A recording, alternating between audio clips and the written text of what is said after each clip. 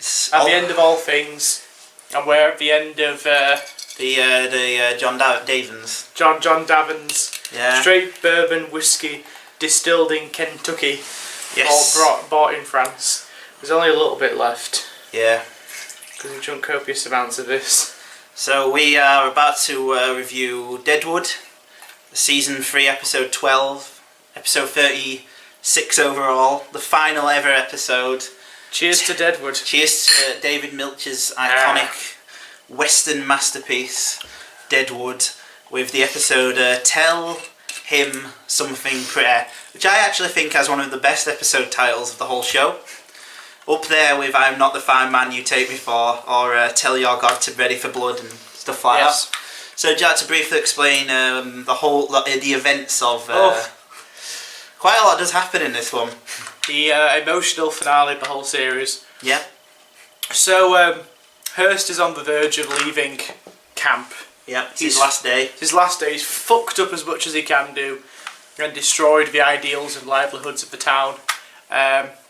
He's got one last piece of unfinished business he wants sorting, and that's to get the whore that shot him in the last episode. Yeah. Since he was concentrating on Trixie's bosoms, he didn't see the face. Yep. And he says, I want to kill Trixie.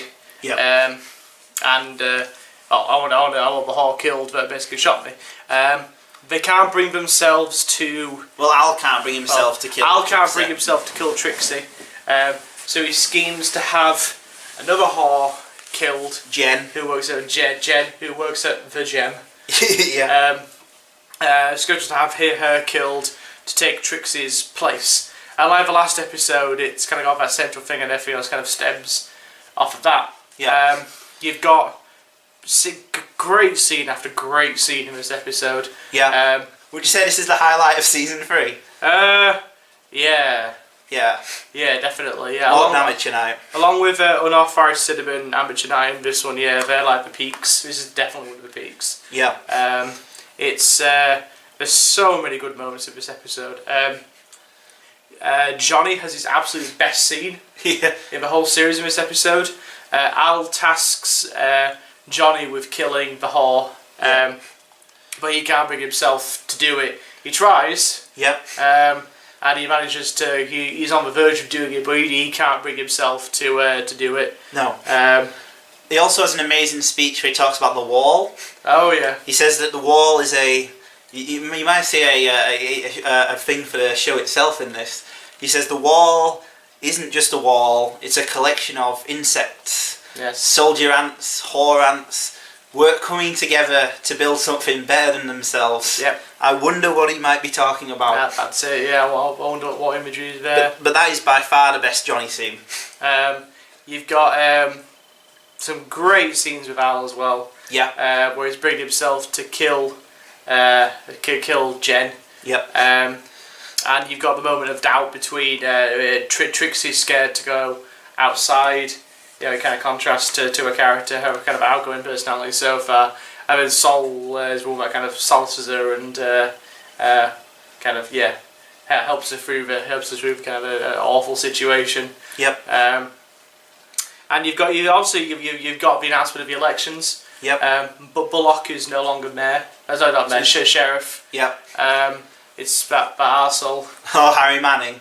Who Who just cares about his fucking fire truck. Yeah, which he does finally get. That was a great scene as well. Yeah, I'd forgotten about. Yeah. He does finally get his fire truck. Yeah. Don't want you to talk about some scenes. I absolutely love the scene between Joni and Jane.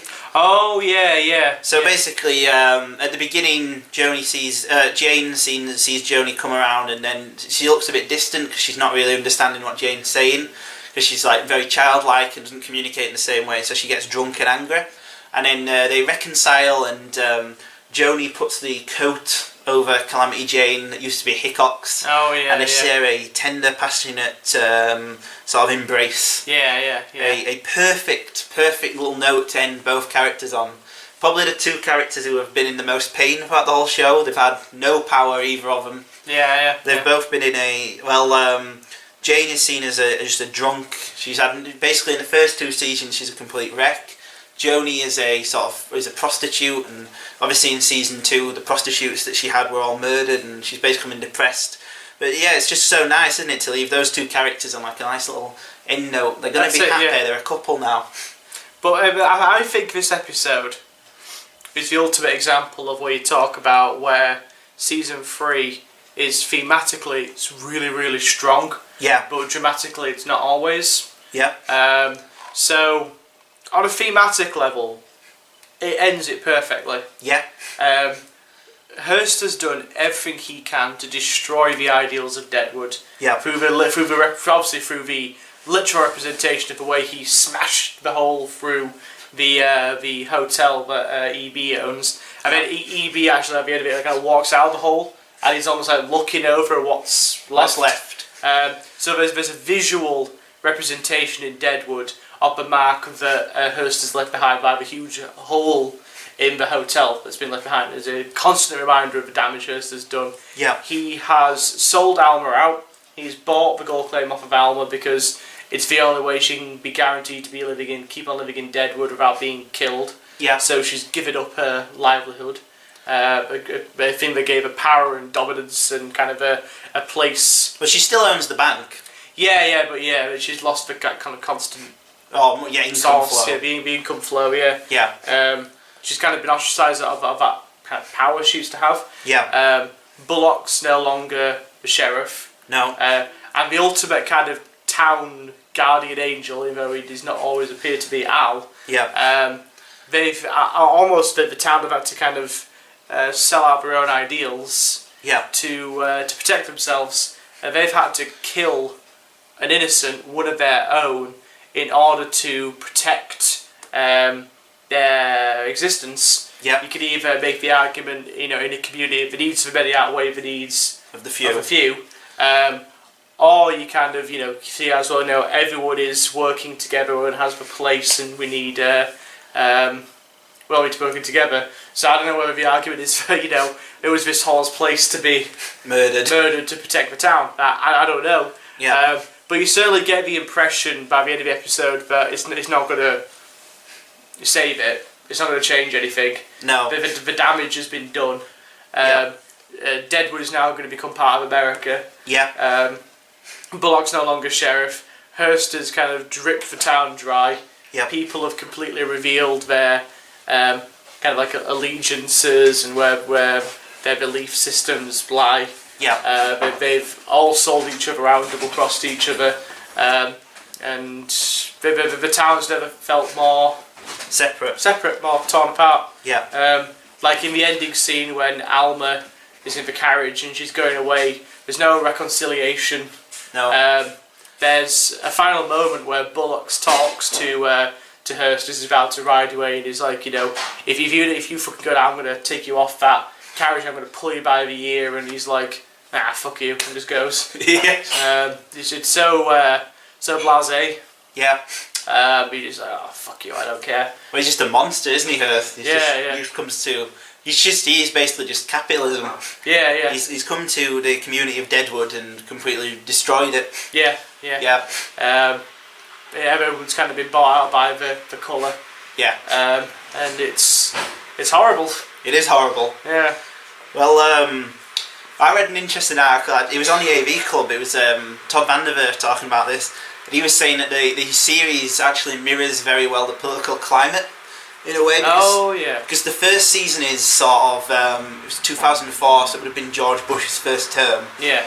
And that's why it's all if you look at it, it's about it's about people going into a foreign country and making up, and trying to build something new out of it. Yeah. Season 2 was on the eve of his re-election when people thought he was going to lose.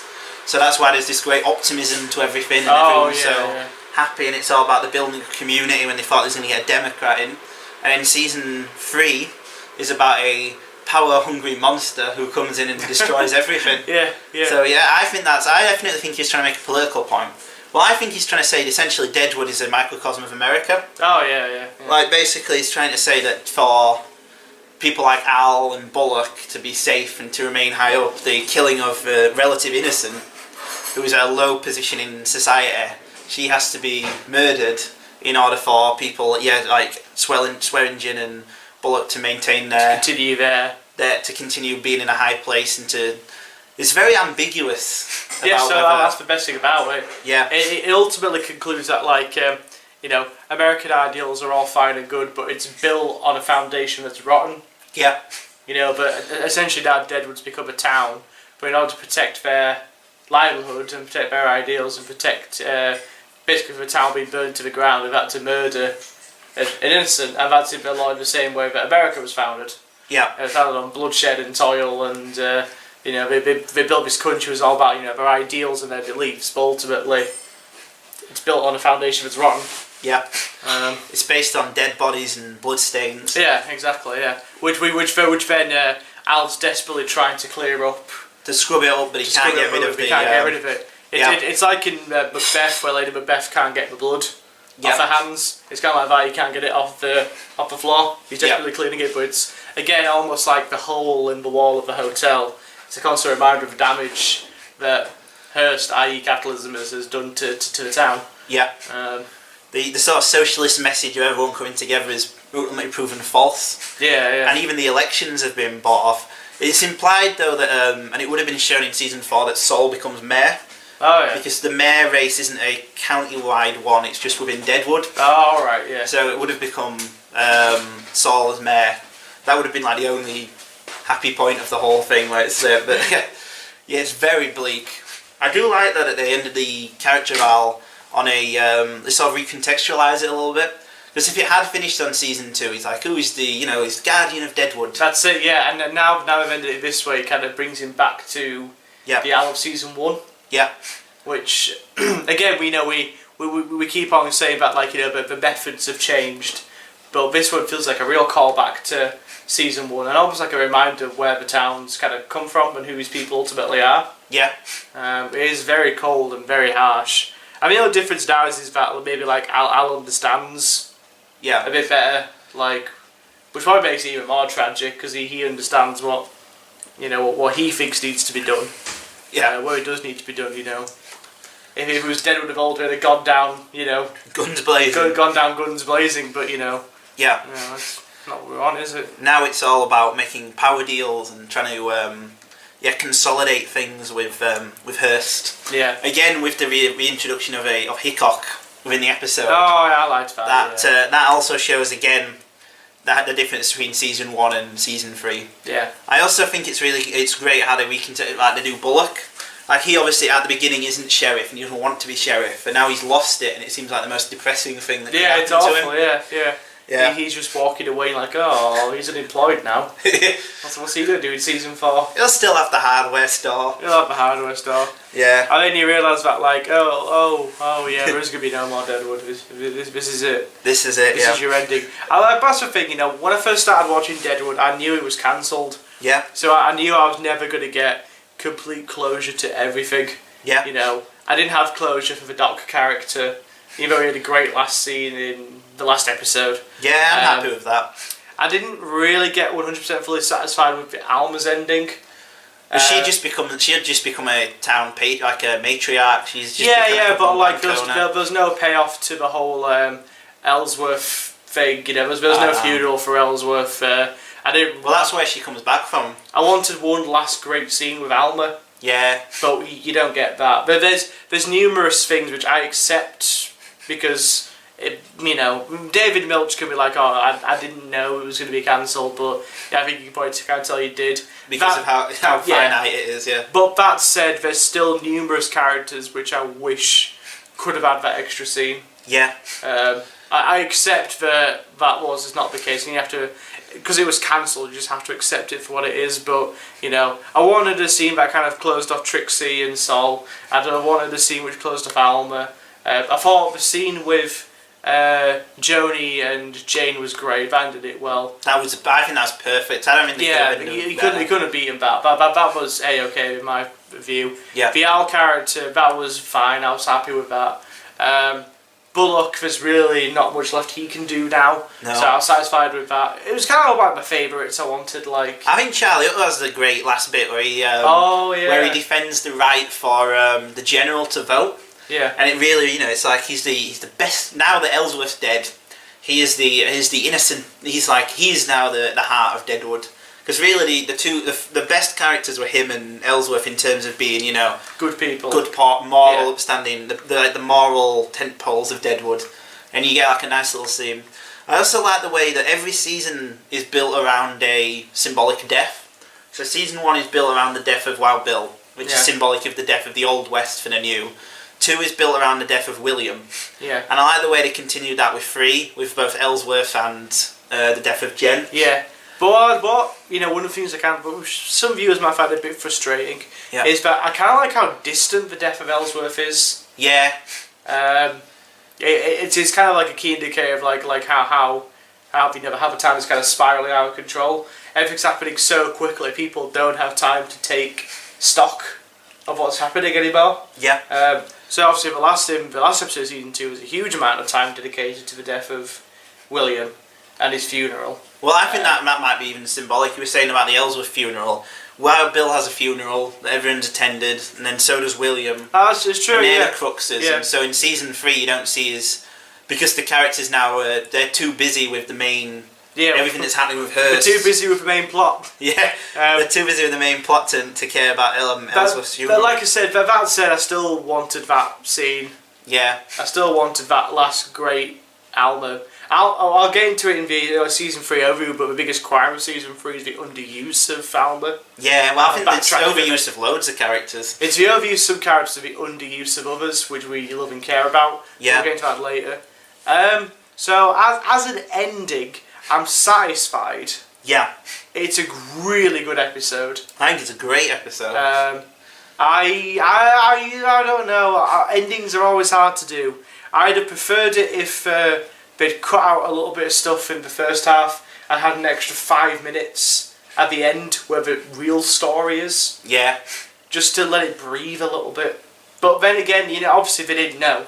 Yeah. That's the thing. They didn't know it was going to be cancelled. Yeah. You can have your crazy theories about whether David Milch knew or not, but ultimately the production people, the scripting people, the actors, they probably didn't know it was going to be cancelled. No. So in their defence, well, there was no reason to. It was a massive hit, both commercially and critically. Yeah. Apart from The Sopranos, it was like the big thing on HBO. Yeah. So there was no way of them knowing. No. So they're thinking, we better put an extra 5 minutes at the end. Well, I think if HBO had known, they'd have given them a full hour. Because that's what they do every... The Wire's last episode is an hour and a half. Oh, yeah. And then the Sopranos' last one is longer. I think they would have given him just a full hour. Yeah, they probably should have done. Yeah, well, as even HBO didn't know, apparently. Yeah. Nobody knew, so it just ends up like... As I say, I'm happy with it. It ends thematically.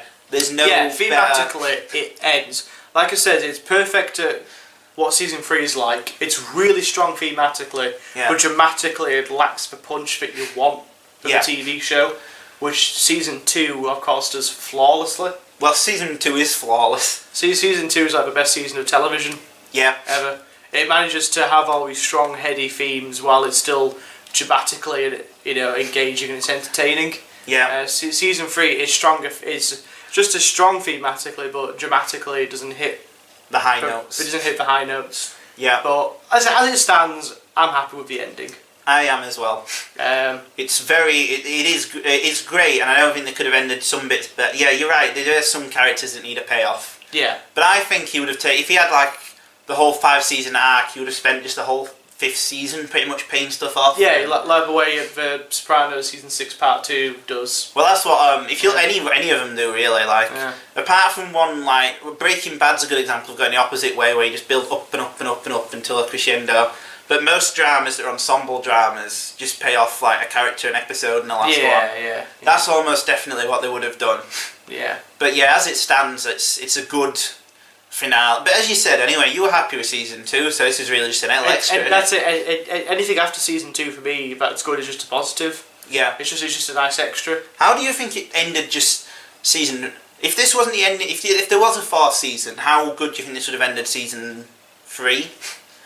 Like, because we talked about it as a series finale, But as a season finale, like, you know, leading into a new Well, season. as a season finale, let's pretend that season 4 does happen. I'm left with loads of questions. Yeah, I want to know what happens next to Al. I want to know what happens to a jobless Bullock. Yeah. I want to know how Saul's relationship continues with Trixie. I want to know what happens to Alma next. I want to know where her character goes. I want to see what Charlie Utter gets up to. I want to see more of Jade and Joni's relationship. I want to know how the rest of the town reacts to their burgeoning relationship. I want to know what happens to Sai. How's he going to fit into this new world? How is E.B. going to fix the hole in the wall? Does he dare fix the hole in the wall? Yeah. Will Hearst ever come back to the town? What's Hearst's overall effect? Yeah. I have so many questions left. So as a season finale, it's excellent. Yeah. Because it ends the thematic arc of this season, and it leaves you with a whole bunch of questions for season 4. And just going through all the questions I've got left makes me really, really depressed that there is no season 4. It's probably the best really show ever to be cancelled. It really is crushing. Yeah. I've got so many questions. I love these characters. Yeah. They're so part of like my psyche now. The lines and the personalities are so embedded in my mind that to think that I'm going to see no new episodes with these characters is really depressing. Yeah. I've so many questions left. like I said, as a dramatic point of view, from just like the entertainment factor, I've got so many questions left. Thematically, you know, we can take the show wherever we want to, but I was just a fan of the characters. Like, I just want to see what happens next to them. I'm sure season 4 would have been better than 3 as well. Oh, I think just so, based on that, because they've gotten rid of Hearst, which would have mean no more overarching plot. Yeah. They wouldn't have had to deal with any of like Steve the drunk or anything like that. They could have just, you know, it would have like I will talk about it in a separate video because I actually know some of what they're going to do in 4. So it'll be interesting to bounce them off and see what you'd have thought. But yeah, so I suppose we better end it with a ranking. Really, what would you give? I'd give it a 10. I really, really think this is a really great episode of television. It's dramatic. It's really thrilling and all, isn't it? Like, as you say, it passes by like 10 minutes and stuff. You don't know. I'm going to give it either a high 9 or a low 10. Yeah. As a series finale, I'm going to give it a 9. Yeah. As a season finale, in my make-believe world of that season 4 does happen, it's a 10. Yeah. You know. Do you think this is the weakest where do you think? Because I absolutely adore the first season finale. I think it's the best episode they ever did, Soul Under Sin. And then obviously you've got Boy the Earth Talks To, which is amazing. Do you think this is the weakest finale? Yeah. Yeah, is it? Yeah, no question. Yeah. Yeah. It's always like satisfying as that one in season 1. Yeah. And it's not as kind of sweet as the one in season 2. No. So yeah. Also, the actual ending where he's cleaning up the bloodstain is meant to be like a callback to season 1 and 2's ending. Oh because yeah. they end with him on the balcony. He's staring out at everyone. Even better, in the first season, he's in the gem looking over at Jewel and the Doc dancing. Bullock's there. He's kind of happy. You know, his whole bar staff are happy, and everyone within his circle is happy. Season 2 ends with Al looking over the balcony, staring at the whole of Deadwood, and everyone's happy because of the Alma Ellsworth ending. And Bullock's gone off back to his house with Anna Gunn. Everyone's satisfied there as well. That's a perfect ending. And this ending, he's alone, he's cleaning a blood stain. Trying to hide the shit to keep Deadwood together. Yeah. Yeah. It's really been a season, I suppose, about well, I'll get to it in the full review, but about the horrors of trying to build a community, really, instead of the joys of the last 2. But yeah, I'm going to give it a 10. Yeah. I'm satisfied with this, but I've seen it multiple times anyway, and have come to terms with this as the ending. I'm still dealing with the fact that there's no more Deadwood. It's very depressing, isn't it? I remember, you know, I was a little bit where-eyed when it first ended, because oh my god, this is the end of everything. It has a melancholy air that the episode doesn't actually earn. Yeah. But because it's the last one, it's very melancholic and much more warm than the actual episode is, which is bizarre. But yeah, there you go. It's a very good episode, and stay for a review of season 3, a very brief video about what season 4 would have been, and a full probably 10-hour overview of all the achievements of Deadwood. But yeah, stay tuned.